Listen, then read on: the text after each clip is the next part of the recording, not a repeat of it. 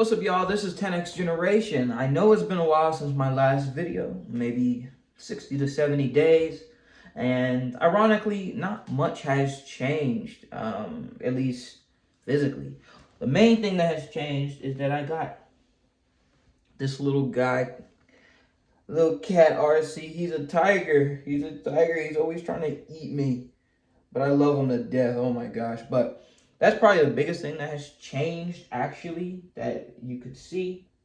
But internally, things are way different, way different. A lot of those principles and things that I've talked about patience and alignment, and how people are basically just really complicated plants, right? Given the proper nutrients and water and sun and environment, you will grow into what you need to be. I'm starting to see that happen financially, right? So still not physically yet, but financially, I can see how the life that the good life, the life that is the base life that I'm looking for, my base will come to pass in a certain amount of time, right? Without extra effort, without me pushing myself, it just will happen, right? So that's pretty cool. That's awesome. That's got me in a very good, optimistic mood. Very good, optimistic mood, because I've been putting off many portions of my life in order to reach that, because it didn't feel that way. It didn't feel like if I just coast, I will reach that state. But now I do actually feel that way. But I'm not a coaster. I'm not somebody who's just gonna I'm not just gonna sit there, right? I try not to be idle. I get very uncomfortable being idle. So what have I been doing? Well, in the past video, I talked about how I just started a new partnership with this guy I met, and we're going to be releasing an app called TapDeck. And TapDeck is kind of a branch from a Neon controller, which allows you to play PC games on your phone. TapDeck allows you to create a customizable controller to control your PC, and this could be used for FPS games, casual games, whatever. And it's superior to regular controllers because it's fully customizable, has gyroscope, and it will have really cool tap packs, as my partner calls it, where you can customize and make it look really cool with animations and all that stuff. So that's super exciting, but here's the problem. So this is coming after me literally getting burnt out from programming. I've been programming and I've been programming since I was like 8, and I've been making apps since I was about 14. So we're talking 7+ years, right, of making apps. And my goal was to get rich. My goal wasn't just to do it for fun. My goal was to literally get rich. And while I can't say that I haven't reached success, I have reached the level of success that most people will be like, wow, good job, right? I have gotten to that point, but the amount of effort that I put in and the amount of reward I got out is asymmetric. It doesn't justify it. And now that I have this regular job that allows me to, this regular job, if I set up the equation that I have been setting up for the app is stupid to put a bunch of effort into. My job, I put very little effort into it, right? And I'm still like, well, let's just say I put very little effort into it, and the rewards completely overshadow what I've gotten from the effort I put in the apps, right? Let's just say that. So seeing that in person is like, I'm burnt out. I can't keep doing this app thing. Even if, there is this chance of me making, all this money a month passively, it's not worth it.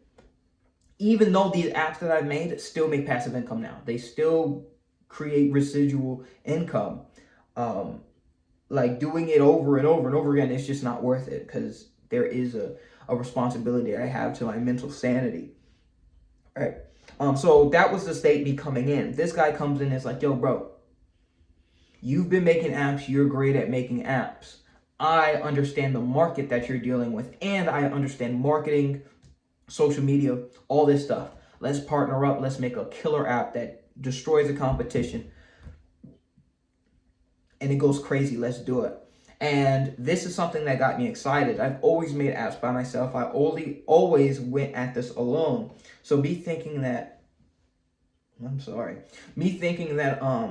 him coming in will change everything gives me the motivation that uplifts me from that burnout. But this is the issue with having partners, is that when you're ready to go, they're not always ready to go. And when they're ready to go, you may not be ready to go. And life, you got to deal with human stuff, right? So life changes, moving out, relationships, burnout, stress. You got to deal with all this other stuff. So it's been rather inconsistent. He's been going through a lot of life changes. And when I don't feel that energy from him, I cannot muster the energy to program. I just can't, right? Because it feels like I'm wasting time. Because I don't want to say wasted, but I've already spent years of my life doing it. And I'm not falling into the sunken cost fallacy, right? So that's the problem with that. But things aren't stopping. Things are just slowing down, which kind of sucks. But it really doesn't, because at the same time me doing this, I can't stay idle, right? I have another business, right? And this one's going to sound crazy. This one's going to be like, what? It's trash removal, right? I'm going to be removing trash, right? And a lot of those underrated businesses, those are the ones that bring in the money. Those are the ones that actually are more attractive. A lot of people see the headlines, and this app makes $50,000, $20,000 a month passively. So do that.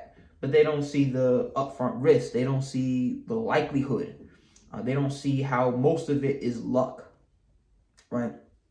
But these boring businesses are boring because you put in a certain amount of effort in, you get a certain amount out. It's very predictable, very standard, and it seems kind of lame.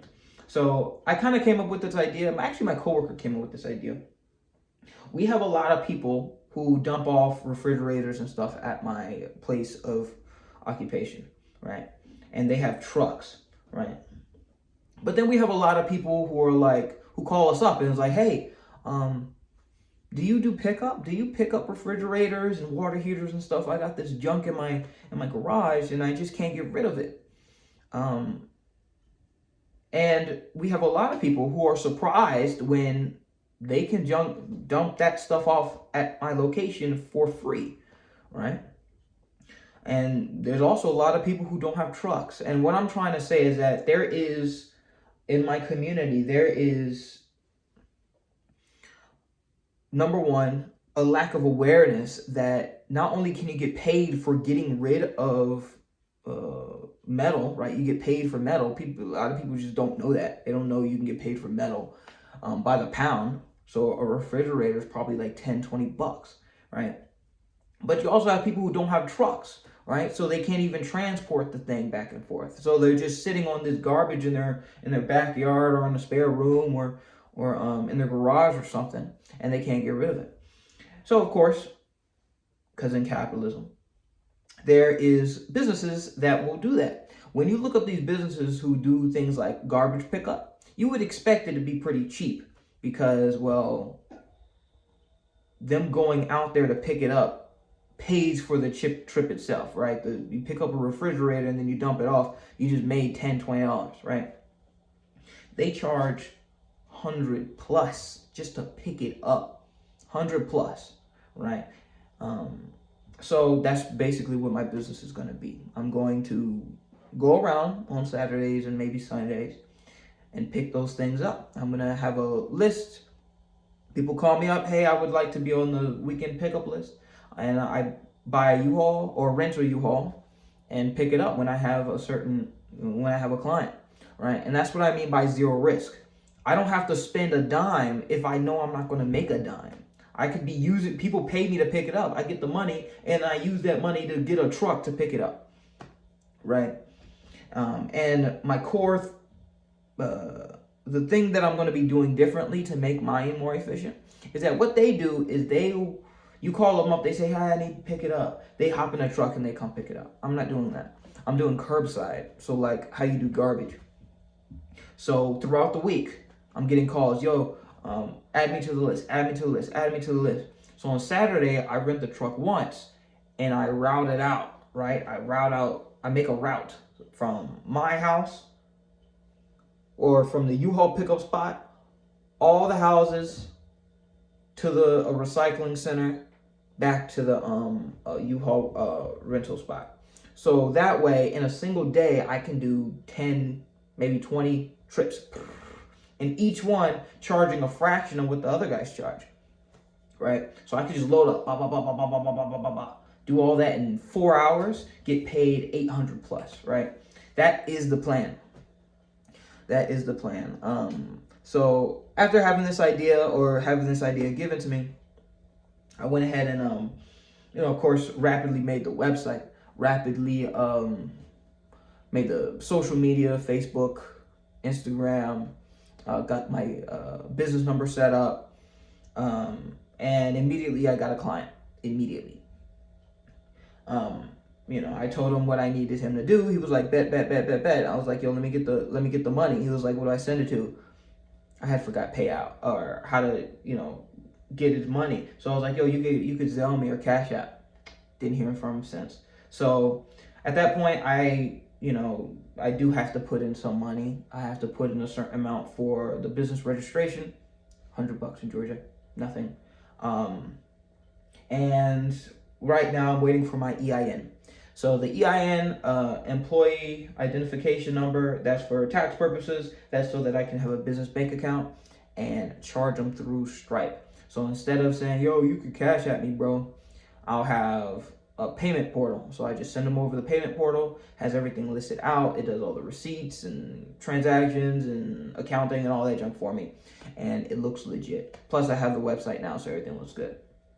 This junk will probably go crazy. And I plan to do it once a week.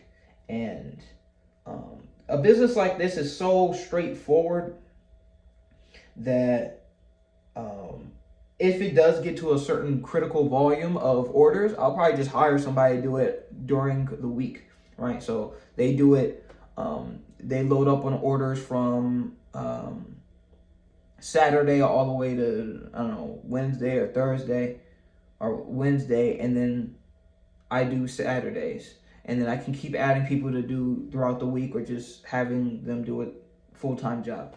And because I'm routing it, I'm doing a route. Each trip, I know already how much I'm going to make, right? So again, no risk at all. If it's under a critical volume, or if it doesn't make sense, I just will return the money, right? And not do it that week. So that's super duper cool. That's one thing. The second thing is that I have a brother who works in marketing, right? He's my little brother. He's 16, but he's been in the presence of me and my dad, and we are business people. That's what we do. We are business minded. We are thinking about optimization. We're thinking about these things.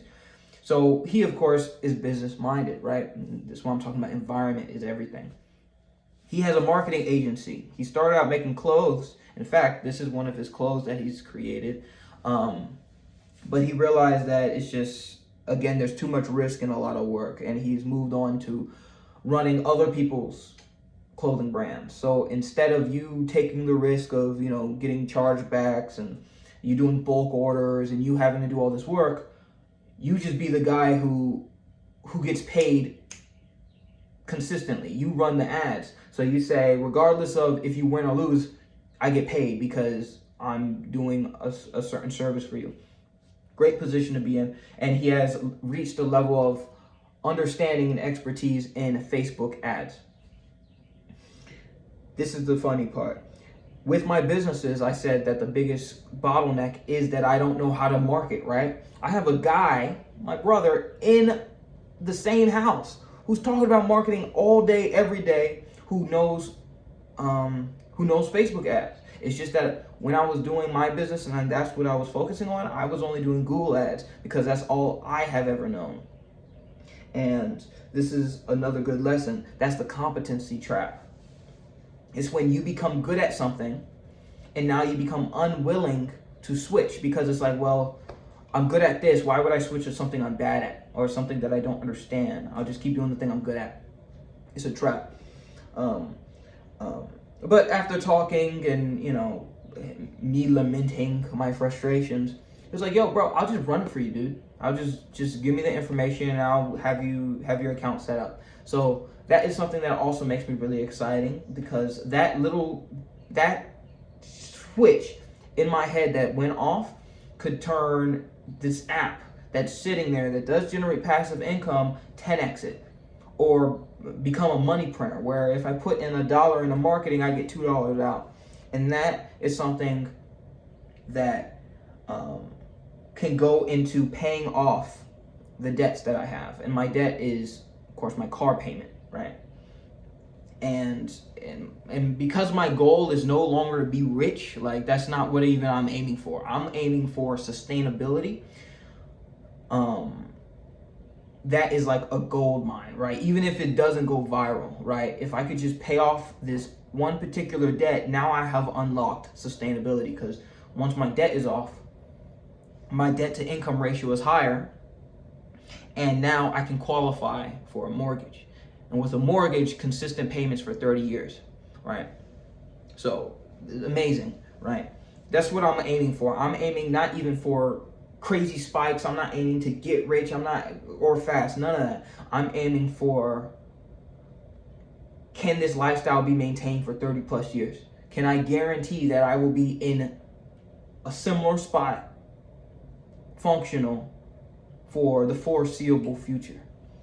Right now, the answer is unfortunately no. Even though I'm good right now, financially good, able to save every month, everything is good, it's not sustainable. I can't do this for 5 years, right? I'm in someone else's spot, right? They could just kick me out. They can raise rent, which they probably will do. I really hope they don't, but they can raise rent, because that's the formula, right? And once I get this house, bro, next, it's about leveraging the house. It's all about leveraging debts. You have debt, you got to leverage it, right? Turn that house debt. Now that I have a house with extra rooms, rent out the room. Now the roommates pay for the house, but I have to first get in that door. Once I'm in the door, I'm in, bro. I'm locked in, right? And then from that point, that income allows me to pay off that debt. I'm saving all the money that I already have, and then I can get another house. And then I could go that route, or I can go the business route, where I could put the money that this business has created and go crazy in one of these solid, real businesses, and then go crazy with that. But first, sustainability is key. I have to reach the floor, and I have to make sure the floor is steady before I build anything on top of it, right? Not even trying to get rich. Notice that I've stopped saying, this is 10x generation and welcome to my road to 1 billion. Forget that. Well, forget that actually. And that is another mental shift that I have had. Realizing that past a certain point of income, it's no longer tied to competency. It's not. Intelligence isn't the way to get to making $1 billion, right? It's not. Neither is consistency, neither is discipline, it just doesn't. It breaks down past a certain point. What it is correlated with is luck, right? Is being at the right place in the right time, and being consistent, and being competent, and being able to leverage and do math and all this other stuff. It's you have to have that luck component. And that's how you get rich. So my view, I'm not even aiming for that. That's not even what I'm aiming for. I'm aiming for sustainability. And then I will continuously always use my talents to maximize, right? And if I get lucky, if I hit a certain, if I have a good opportunity, then wealth becomes an option, right? But I'm aiming for sustainability. But like I said, I'm a plant, a very complicated plant. As long as I get my water, as long as I get my nutrients, as long as I get my sun, as long as I get all the things that I need to grow, I will, it is a guarantee to reach my potential, right? It's a guarantee, so there's no reason to worry, right? There's no reason to worry. And this video is already kind of long, which is expected because I've taken a long break, so I got a lot to say. But the final part of this is relationships.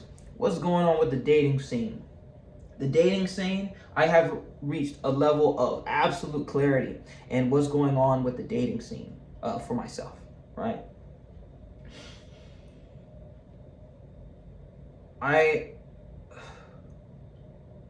And then I pause. That's so funny.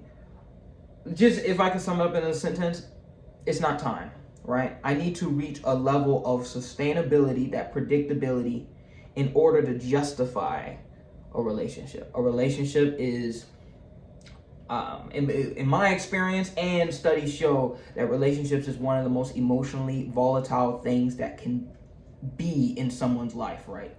A bad relationship, a argument, your partner just not seeing eye to eye, it is super volatile.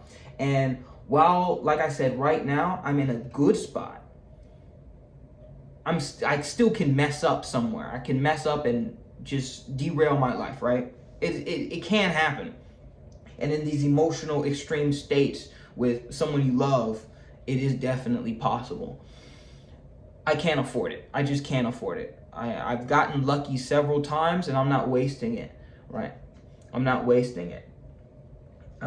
Once I reach that level of sustainability where, yeah, I could literally trip and fall and bust my head open and nothing would change. Once I get to that point, then then dating and all that other stuff that deep in my heart I do want, now that becomes available.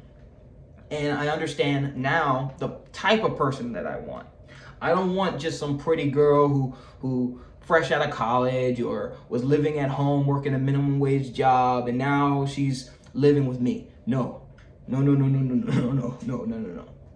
No. The world has changed in how it operates, right? This world that we live in right now is much more difficult for young people than it's ever been, right? Way more difficult. And the things that I do, right, the decisions that I make, the financial decisions that I make, don't come from logic. They come from literally just living the life and having to navigate all this nonsense, right? And if she hasn't had to navigate it, she won't get it. And she'll think I'm crazy, or she'll think that I'm like, why are you doing it this way? Why don't you do it that way? Or no. She has to understand it. She has to get it. So I want somebody who also is on equal footing, right? You had already had to move out, gotten a job, and reached a level of stability, right? You can't, like, we will lean on each other, but it will be less of a crutch and more of like I can't think of a good metaphor, but we're leaning on each other because we want to, not because we can't afford not to, right? We're not doing that. And it's not going to be asymmetric. It's not going to be her leaning on me. No. It's not going to be like that. Because that is what ruined my previous relationship. So it's really just having the mental model of how the world works in your head completely different from how it actually works. It's insanity. Not doing that again. So, yeah, it sounds like optimistic. Maybe it sounds like I'm a little bitter or whatever, but whatever, it's working for me. And all this makes me extremely excited for the future. I wake up, every single day ready to tackle the next problem, and life feels good, right? Life feels good to have clarity. And so this is the last thing I'm going to talk about, is that I've been getting into hobbies lately too. So even after I do my work, and then I have my businesses that I operate and run, a little coding here, a little bit of generation here, planning, all this stuff here, a little bit of extra work. I have exercise. I'm still going to the gym consistently, not as frequently as I used to. I used to do it 2-3 times a week, or 3-4 times a week. Now it's more like 1 or 2 times a week. But I think my physique is where I want it to be. I don't really want to look huge, right? I don't really like. I like the look I have now, so I'm just maintaining. So I have all that. I still have mental energy. And just the way I operate, the biggest problem I have right now is relationships. So I find myself really ruminating and overthinking these types of things. And I found a solution. The solution is hobbies. When I was younger, I used to have a bunch of hobbies. Like you can see the guitar in the background. I used to play piano, but the biggest thing is electronics. I used to do electronics all the time. I used to take apart toys and I used to rebuild them in different ways. And then I started buying components and stuff from Radio Shack and building contraptions and gadgets. And in my pursuit of a monetary gain, I've abandoned that, because turning a physical product into turning a physical electronic device into a money-making machine is infinitely harder than turning a digital product into a money-making machine. So I basically took the energy that I had from my hobby, this love that I had since I was literally like 5, this love, and I put it into coding, and it's become not fun. Right. So I bought an electronics kit and I've been doing that. I've also been doing math as a hobby. Right. I forget what it's called, but it's just a site that gives you hard math problems that are just kind of weird. Like if you sum up all the odd numbers of the Fibonacci up to 4 million, what's the answer? And some of these problems are coding problems. You're supposed to code a program to do that. I'm doing it straight with arithmetic, straight with math. And that's where I put my mental energy. So instead of overthinking, instead of putting myself into these cycles, I get to focus on a bound problem, right? It won't extend out here, right? A relationship can extend to everything in your life, right? When you think about relationships or money or these things, they're unbounded problems. But when I focus on a very solid solution, or bounded problem, like that problem that I gave, or given you have a capacitor, resistor, transistor, and a diode, create an oscillator at 15 megahertz or 1 hertz, right? Those problems are bounded. I can focus on that and I just get into these amazing flow states, right? Just like thinking about the same problem for 12 hours straight, not eating, sleeping, not drinking, just pure focus. And you would think that would wear me out. That junk gives me energy, man. That gives me energy. Because at the end, it's a rush. It's like, I did it. And every little small increment towards the problem, new revelation, new piece of information that I learned. Well, actually, I try not to use the internet much for this. So every piece of information that I discover, an independent discovery, is tremendous dopamine. And this boosts my confidence in everything else that I do.